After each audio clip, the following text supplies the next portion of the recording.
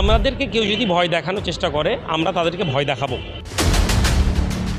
BJP একটা আতঙ্কের পরিবেশ তৈরি করে রেখেছে, এটা সত্য কথা। সে জো ডর গয়া ও মর গয়া। আতঙ্কিত হওয়ার কোনো জায়গা নেই, না তো ভয় পাওয়ার কোনো জায়গা আছে। কোরবানিতে তারা ভয় দেখিয়েছে, আমরা ঘরে ঢুকে গেছি। তারা বলেছে মাইক খুলে দিতে হবে, আমরা মাইক খুলেছি। আমরা প্রশ্ন করিনি মাইকটা কেন খুলতে হবে, কোথায় আছে। তারা তো ভয় দেখিয়ে আমাদেরকে তাদের কাজ উদ্দেশ্য সাধন করে নিচ্ছে। ফলে মাদ্রাসা বন্দে মাতরম হবে কি হবে না এটা আইনগতভাবে যতটা আমাদের জাতীয় উন্নয়ন পার্টি থেকে আমরা লিগালি যেটা দেখব, এখন পর্যন্ত আমার যে মাদ্রাসাগুলো আছে সেখানে কোথাও এরকম ধরনের কোনো নির্দেশ আমরা দিইনি। আমরা যেমন তৃণমূলের বিরুদ্ধে বুক চিতিয়ে লড়াই করেছি, আজকে যদি বিজেপির বিরুদ্ধে আমরা লড়তে না পারি তাহলে কোথাও না কোথাও এটা মনে হবে we are promoted by BJP. Mic বন্ধ করা নিয়েও মুসলিম সমাজকে সচেতন হতে হবে। তারা জানতে হবে ভয় পাওয়া যাবে না। যতক্ষণ আপনি ভয় পাবেন তত তাড়াতাড়ি আপনাকে ধ্বংস করে দেওয়া যাবে। ফলে তারা আমাদেরকে ভয় দেখাবে, আমরা ভয় পাবো না। তৃণমূলের বিরুদ্ধে যতটা আওয়াজে কথা বলেছিলাম তার থেকে বেশি আওয়াজে আমরা বিজেপির অন্যায় পলিসির বিরুদ্ধে আমরা কথা বলবো। কর্পোরেট দুনিয়াটাকে তারা যে প্রমোট করবে তার জন্য গরিবদের পেটে লাথ মারা। দেখুন, বিজেপির কাছে কংক্রিট কোনো পলিসি নেই যে বাংলাকে কিভাবে ডেভেলপমেন্ট করা যাবে। বিজেপি আসার পরে এখন পর্যন্ত তুলনামূলকভাবে মুসলিমদের থেকে বেশি ফাইন্যান্সিয়ালি হিন্দু সমাজ ক্ষতিগ্রস্ত হয়েছে।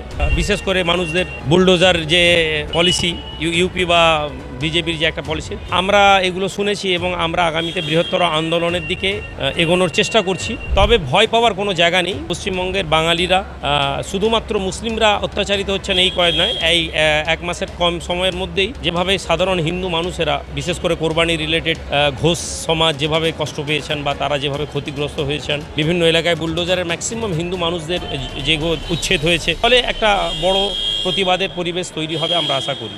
আইমার সর্বভারতীয় সম্পাদক এবং জাতীয় উন্নয়ন পার্টির চেয়ারম্যান সৈয়দ রুহুল আমিন ভাইজান দীর্ঘদিন তিনি মক্কায় ছিলেন, মদিনায় ছিলেন, কারণ হজের উদ্দেশ্যে গিয়েছিলেন। আজকে তিনি ফিরলেন। প্রথমত আপনাকে বলবো, আপনাকে রিসিভ করার জন্য এত মানুষ এসছেন, তাদের উদ্দেশ্য কি বলবেন? আমি প্রত্যেক মানুষের কাছে কৃতজ্ঞ, তারা ভালোবাসেন আমাকে এবং প্রতাপপুর দরবার শরীফের ভালোবাসার মানুষেরাই এসেছেন। এছাড়াও আমাদের অন্যান্য হাজিদের সঙ্গী সাথীরাও এসেছেন। এগুলো মানুষের ভালোবাসা, এর বাইরে আমি প্রত্যেকের কাছে শুকরিয়া আদা করি।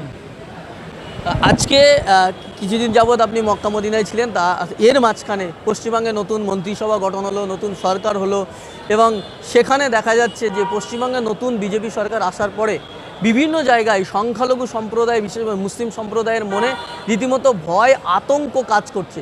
এইটা কিভাবে দেখবেন বা আপনি তো ফিরলেন, কিভাবে কি করবেন? না, যতক্ষণ একটা কথা আছে জো ডর গয়া ও মর গয়া। আতঙ্কিত হওয়ার কোনো জায়গা নেই, না তো ভয় পাওয়ার কোনো জায়গা আছে। আমরা বিজেপি একটা আতঙ্কের পরিবেশ তৈরি করে রেখেছে, এটা সত্য কথা। কিন্তু যারা ইন্দিরা গান্ধীর সময় এমার্জেন্সি পিরিয়ড দেখেছেন, এর চেয়ে বেশি সন্ত্রাস ছিল, কিন্তু সেই ইন্দিরা গান্ধীকেও সরে যেতে হয়েছিল। ফলে সন্ত্রাস কখনো গণতন্ত্রের কে আটকানোর মাধ্যম হতে পারে না। আমরা জেনেছি বিভিন্নভাবে অনেক ধরনের বিশেষ করে মানুষদের বুলডোজার যে পলিসি, ইউপি বা বিজেপির যে একটা পলিসি, আমরা এগুলো শুনেছি এবং আমরা আগামীতে বৃহত্তর আন্দোলনের দিকে এগোনোর চেষ্টা করছি। জাস্ট আমি ফিরলাম, পুরো বিষয়গুলো আরও ভালো করে খতিয়ে একটা স্টেটমেন্ট দিলে আমার মনে হয় ভালো হবে। আবেগে পড়ে কিছু বলবো না। তবে ভয় পাওয়ার কোনো জায়গা নেই। পশ্চিমবঙ্গের বাঙালিরা শুধুমাত্র মুসলিমরা অত্যাচারিত হচ্ছেন এই কয়েক নয়, এই এক মাসের কম সময়ের মধ্যেই যেভাবে সাধারণ হিন্দু মানুষেরা বিশেষ করে কোরবানি রিলেটেড ঘোষ সমাজ যেভাবে কষ্ট পেয়েছেন বা তারা যেভাবে ক্ষতিগ্রস্ত হয়েছেন, বিভিন্ন এলাকায় বুলডোজারের ম্যাক্সিমাম হিন্দু মানুষদের যে উচ্ছেদ হয়েছে, ফলে একটা বড় প্রতিবাদের পরিবেশ তৈরি হবে আমরা আশা করি। শিয়ালদা প্ল্যাটফর্ম থেকে শুরু করে হাওড়া প্ল্যাটফর্ম, বিভিন্ন দমদম প্ল্যাটফর্ম, বিভিন্ন স্টেশনগুলিতে উচ্ছেদ করা হচ্ছে। সেক্ষেত্রে গরিব মানুষ তারা কিন্তু এই বঞ্চনার উচ্ছেদের শিকার হচ্ছে এবং তারা অসহায় অবস্থায় পড়ে রয়েছে। এই যে নতুন সরকার আসার পরে চারিদিকে যে বুলডোজার উচ্ছেদ চলছে, এইটা কিভাবে আপনি দেখছেন? এটা অবশ্যই এটা একটা বিজেপির একটা ট্রিক্স। যেহেতু একটা সিম্প্যাথি মানুষের কাছে আছে, এটা হয়তো 2-4 মাস 6 মাস পরে হয়তো এই উচ্ছেদ করতে গেলে আরও বেশি প্রতিবাদ হবে।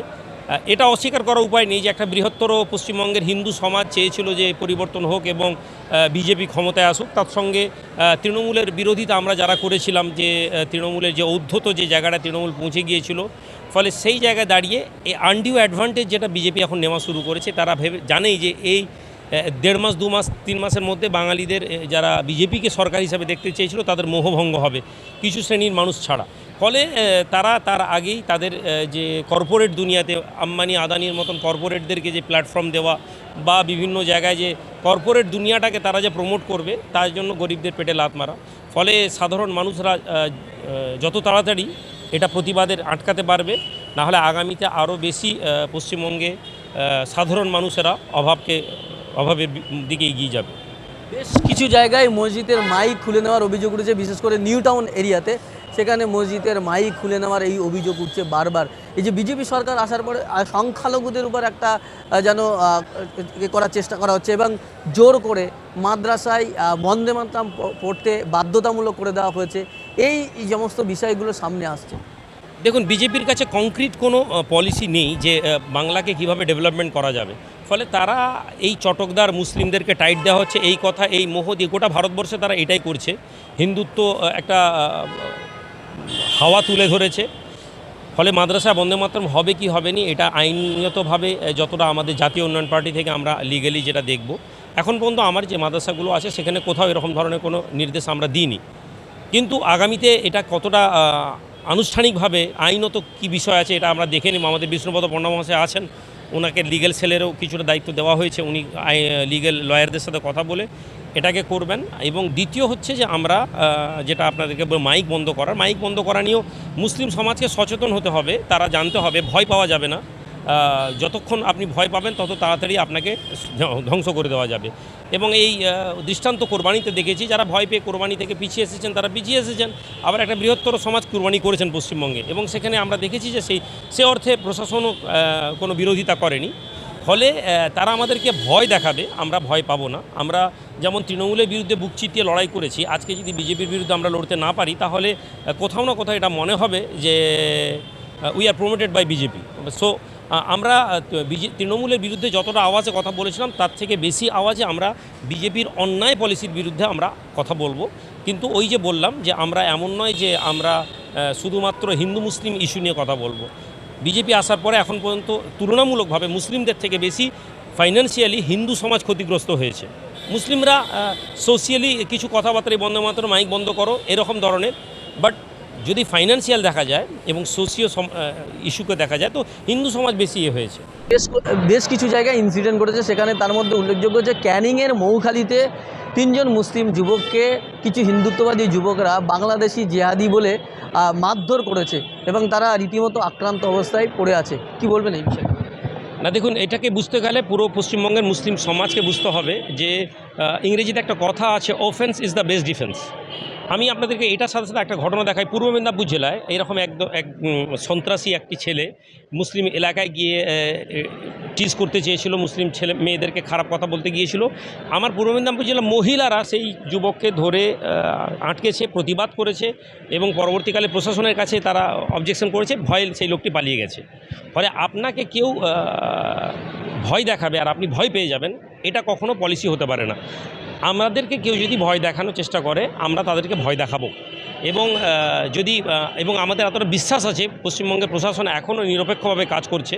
ফলে আমরা সেই মানুষদেরকে ভিডিও ফুটেজ, আজকের দিনে ভালো অপশান আছে, সেই ভিডিও ফুটেজগুলো তুলে নিয়ে গিয়ে প্রশাসনের দ্বারস্থ হই। প্রশাসন যদি তার অ্যাকশন না নেয় তাহলে তার পরবর্তী কী কর্মকাণ্ড হতে পারে সেগুলো নিয়ে আমরা ডিসকাস করব। আমরা সেগুলো মানুষের কাছে মেসেজ পাঠিয়ে দেব। ভয় পাওয়ার কোনো জায়গা নেই, কথা আমাদের প্রত্যেককে মাথায় রাখতে হবে এবং আমরা এর উপরেই কাজ করব। শেষ প্রশ্ন যেটা করব যে বিজেপি সরকার আসার পরে সংখ্যালঘুদের সংগঠন করা, আন্দোলন করা বা প্রতিবাদ করা বা কোনো সমস্যা হবে বলে কি আশঙ্কা বোধ করছে? দেখুন, আমাদের সবচেয়ে বড় সমস্যা হচ্ছে মুসলিম সমাজ যদি বিজেপির কোনো ভালো দিকের কথা বলে দেওয়া হয় সঙ্গে সঙ্গে তারা বলতে লাগবে এই বিজেপির লোক। কিন্তু প্রবলেম হচ্ছে যে আমরা এখন পর্যন্ত এই সরকারকে এমন কিছু কাজ দেখিনি যে সংখ্যালঘুকে এই উদ্দেশ্যে যে বলবো যে তাদের প্রতিবাদের আওয়াজ তারা বন্ধ করেছে। হ্যাঁ, তারা ভয় দেখাচ্ছে, তারা মাইকে আওয়াজ বন্ধ করেছে, তারা কোনো জায়গায়, বাট আমরা প্রতিবাদ করেছি কি? আমরা প্রতিবাদ করিনি। কোরবানিতে তারা ভয় দেখিয়েছে, আমরা ঘরে ঢুকে গেছি। তারা বলেছে মাইক খুলে দিতে হবে, আমরা মাইক খুলেছি। আমরা প্রশ্ন করিনি মাইকটা কেন খুলতে হবে, কোথায় আছে। এই কথাগুলো যতক্ষণ না আমরা শুরু করছি ততক্ষণ তারা তো ভয় দেখিয়ে আমাদেরকে তাদের কাজ উদ্দেশ্য সাধন করে নিচ্ছে। ফলে আমরা চেষ্টা করব আগামীতে প্রতিবাদ করার, এবং সেই প্রতিবাদ তাদের দিক থেকে কতটা আমাদের বিরুদ্ধে অন্যায়ভাবে তারা আমাদেরকে গণতান্ত্রিক উপায়ে প্রতিবাদ করলে আমার মনে হয় না কোনো সরকারই তা বাধা দিতে পারে। ফলে এটা সময়ের ব্যাপার। আমরা আগামীতে দেখি। এখন পর্যন্ত তো এরকম কোনো ঘটনা ঘটেনি যে প্রতিবাদ করতে গিয়েছে এবং তারা আমাদেরকে তা আটকে দিয়েছে, ফলে এখন আমরা সেটা বলতে পারবো না।